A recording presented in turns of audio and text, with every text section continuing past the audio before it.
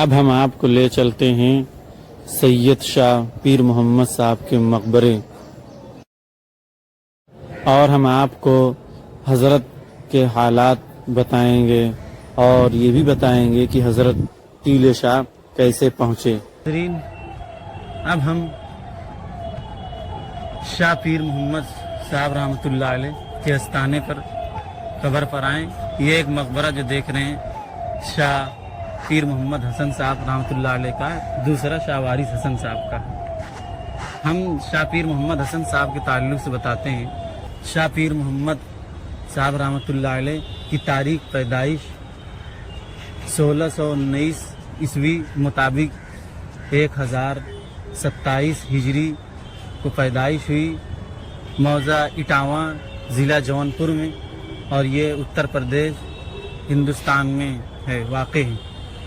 اور حضرت کی جو وفات ہوئی وہ 1672 عیسوی مطابق 1083 ہجری کو وفات ہوئی۔ اگر سید پیر محمد شاہ صاحب کے نسب نامے کی بات کی جائے تو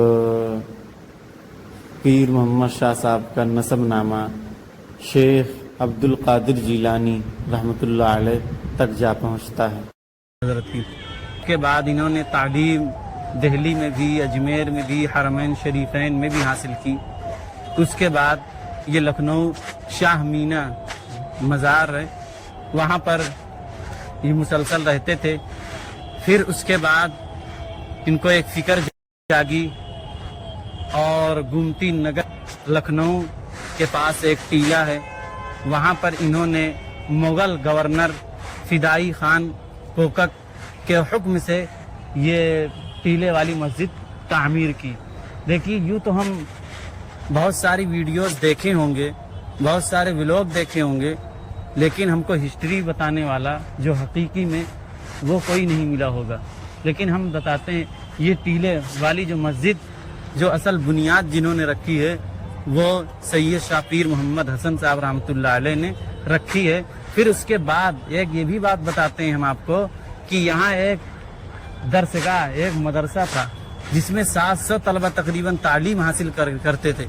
لیکن یہ دیکھیے، جب انگریز اس ہندوستان پر قابض ہوئے اور اس کے بعد ان کا ناپاک سایہ ہندوستان پر پڑا، لکھنؤ پر پڑا، تو 1857 میں جنگ ہوئی، اس میں سارے طلبہ اور اساتذہ شہید ہو گئے۔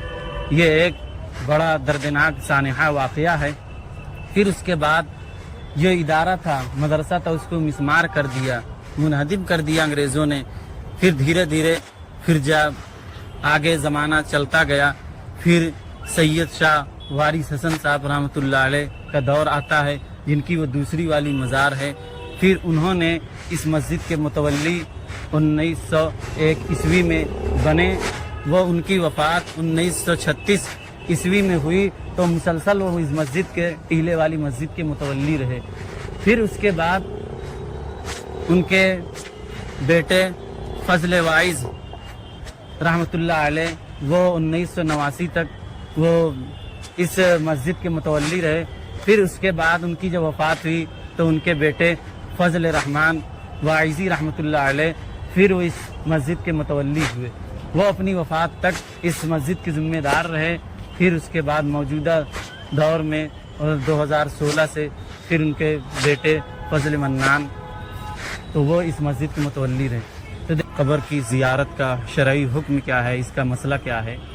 ہم اس درگاہ کی بات نہیں، ہم ایک عمومی قبر کی زیارت کی بات کر رہے ہیں کہ قبر کی زیارت کے لیے خاص کر عورتوں کو بالکل نہیں آنا چاہیے، جس پر فرشتوں کی بھی لعنت ہے، اور مرد حضرات کو آنا چاہیے۔ اس کا حکم مسنون طریقہ جو بتایا گیا ہے کہ باوضو ہو کر آدمی قبرستان جائے، قبر جائے، اس کے بعد یہ دعا پڑھے، السلام علیکم یا اہل القبور انتم لنا سلف ونحن بالاسر۔